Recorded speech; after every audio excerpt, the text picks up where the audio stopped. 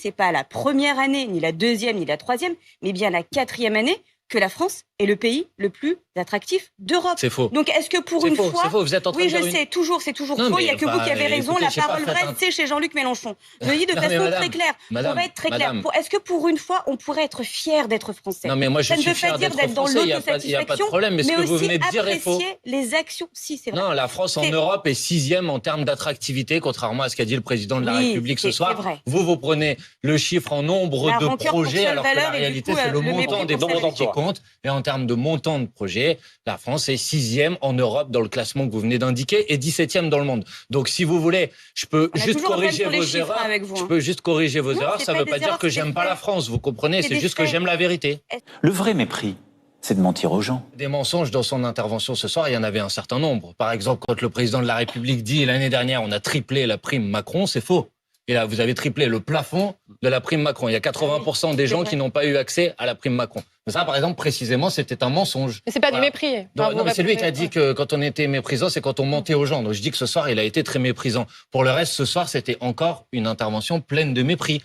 Par exemple, quand vous dites il n'y a eu aucune grève dans le privé aujourd'hui, que tous les salariés du privé n'ont pas pu se mettre en grève dans cette mobilisation sur la réforme des retraites, notamment parce qu'il y a des difficultés liées à l'inflation, c'est une évidence.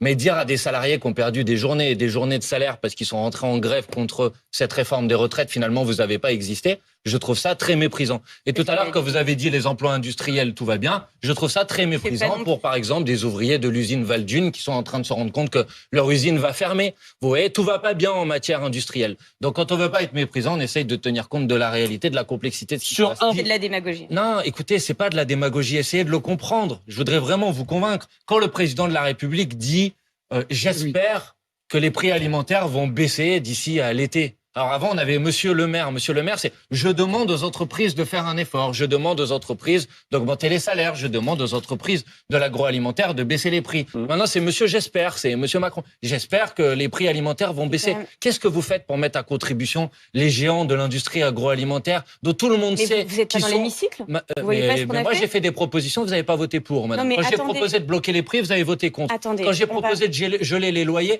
vous avez voté contre. On va se le redire de façon très claire. Vous n'êtes pas dans l'hémicycle. Je vous dis, si je suis dans l'hémicycle, j'ai fait des propositions, vous avez voté contre. Moi, je suis élu d'une circonscription à Marseille, d'un arrondissement, 3e arrondissement de Marseille. Il y a 52% des gens qui vivent sous le seuil de pauvreté. Allez dans les quartiers populaires, allez voir les gens, madame. Allez voir les gens qui, je vais vous les montrer si vous voulez, vous montrent des factures de charges énergétiques de plus de 200 ou 250 euros.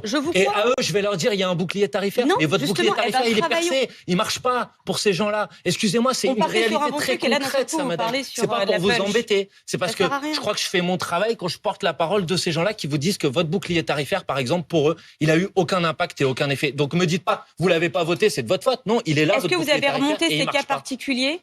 Mais bien sûr. Au gouvernement. Mais bien sûr. Vous avez attendu 10 mois pour l'étendre aux bailleurs sociaux. Et même quand vous l'avez étendu aux bailleurs sociaux, il y a encore des trous dans la raquette partout. Excusez-moi de le dire. C'est une réalité, ça. Non, mais on peut faire autrement. Le problème, c'est que vous écoutez même pas ce qu'on vous dit.